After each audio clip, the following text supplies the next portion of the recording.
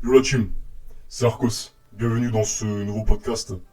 Ou dans cette vidéo, je voulais vous faire cette vidéo parce que c'est un sujet qui me tenait à cœur. Un sujet très très important. Alors peut-être ce sera la vidéo la moins vue parce que je ne parle pas de meufs et j'en ai rien à foutre. Moi je vais parler un peu de meufs vite fait, mais ça sera pas le truc principal. Ça sera plus dans le domaine de la psychologie. Je vais vous parler de ce phénomène très dangereux qui va te pourrir la vie, qui va te fermer des portes, qui va t'enterrer, qui va faire que si tu te laisses faire par cette émotion, cet obstacle que tu as dans ton esprit, ça va faire que tu vas avoir plein de regrets dans la vie. Et ce problème-là, vous savez ce que c'est? C'est la peur. Alors la peur, c'est vrai, ça sert à plusieurs bonnes choses.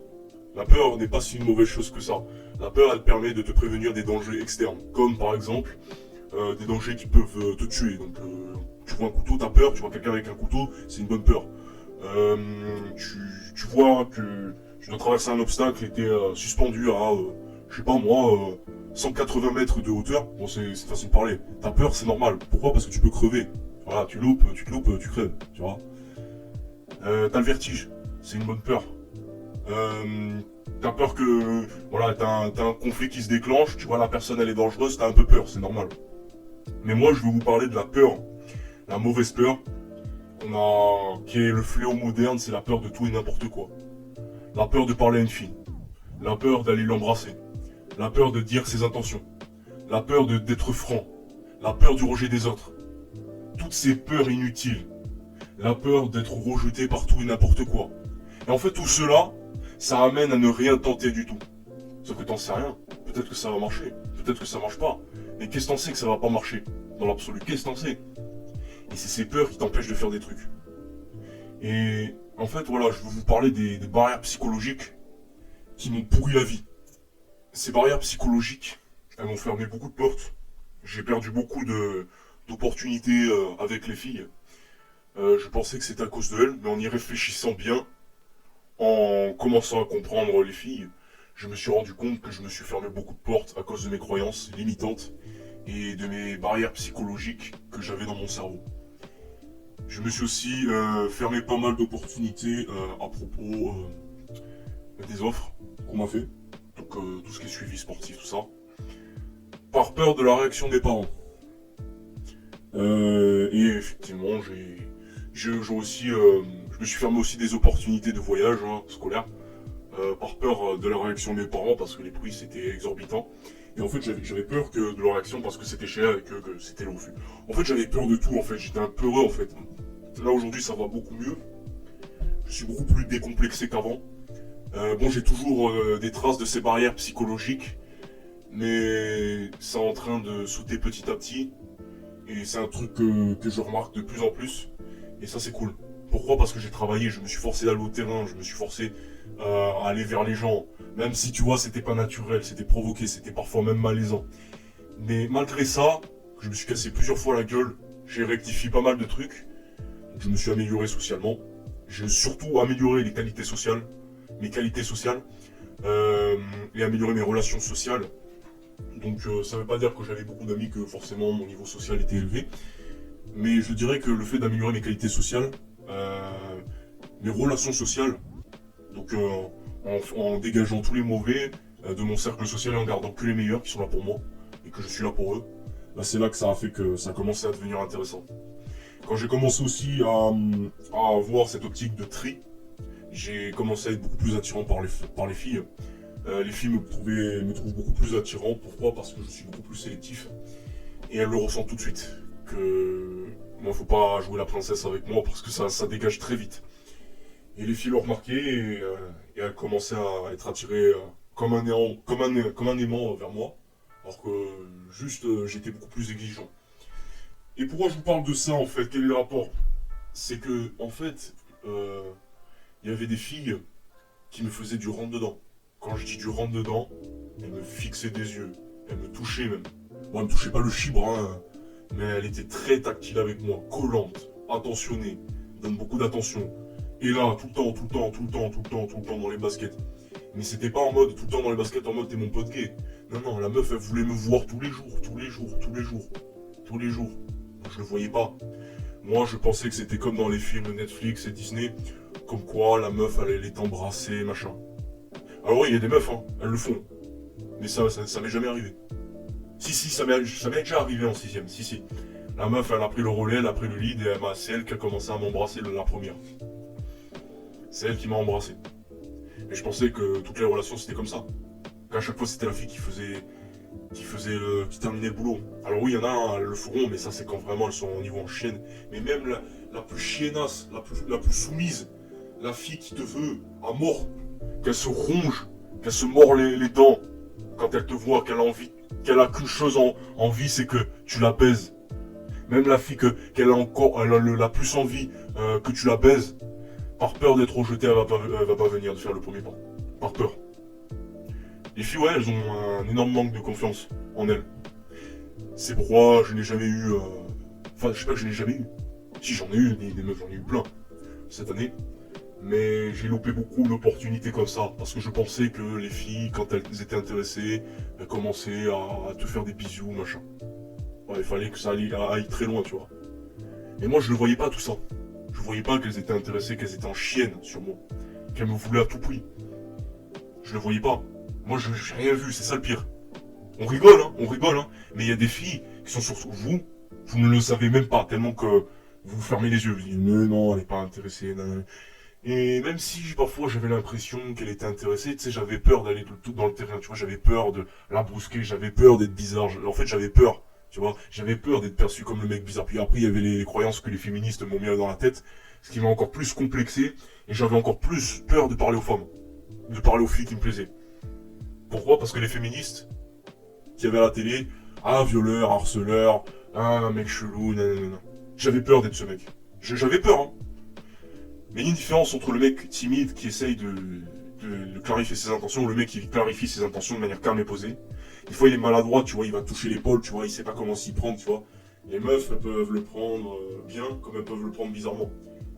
Et puis t'as aussi le mec qui est relou, que les femmes disent, ah ouais, d'accord, il est chelou. C'est le mec qui est toujours dans ses baskets, qui la touche, mais touche tout le temps, tu vois. Il lui parle, il lui met la main au cul, il lui met la main, machin, et ça crée des malaises. Pour ça, à la limite, tu vois, c'est normal. C'est normal que la meuf réagisse. Non mais j'avais juste peur de lui toucher la main, tu vois, quand ça allait, de lui caresser l'épaule, de lui toucher les cheveux, de la prendre, de la caresser, tu vois, quand il fallait, tu vois. Quand elle était tactile avec moi, le pire c'est ça. J'avais peur du rejet, j'avais peur d'être un mec bizarre, j'avais peur d'être, entre guillemets, catégorifié comme l'harceleur. À cause de toutes ces croyances, à cause de cet endoctrinement, à cause de ce conditionnement social que j'ai laissé graver. Et du coup, j'étais dans la passivité absolue. Et je ne faisais rien. Et les meufs, elles attendaient. Et elles étaient frustrées. Elles étaient tellement frustrées que des fois, elles étaient malheureuses. Hein. Elles étaient malheureuses que je passais pas le relais. Elles étaient malheureuses que je finissais pas le boulot. Parce que elles croyaient que je m'en battais les couilles d'elles.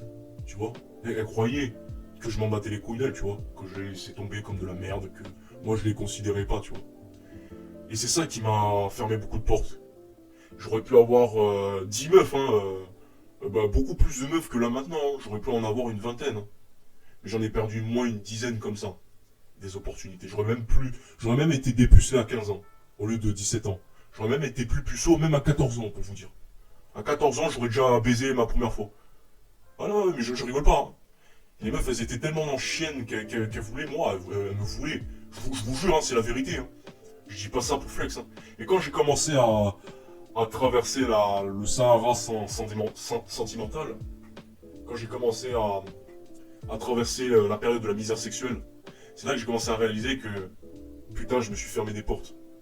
J'ai commencé à m'en mordre les doigts, tu vois, j'ai commencé à culpabiliser. J'ai commencé, putain, il faut que je détruise mes croyances. Il faut que je détruise ces putains de croyances. Parce qu'après, je vais avoir que des regrets. Je vais frustrer des meufs qui me veulent à tout prix, qui sont là pour moi, des meufs bien, qui veulent mon bien. Je vais les frustrer, je vais les décevoir. Et en plus, c'est des meufs que j'aime, tu vois, des meufs qui m'attirent physiquement comme psychologiquement, tu vois. C'est ça le truc. Donc en fait, j'ai fait mon premier rendez-vous récemment avec une fille. Du coup, Je lui ai proposé, du coup elle a pas refusé, elle était contente. Je lui ai fait vivre de bonnes émotions.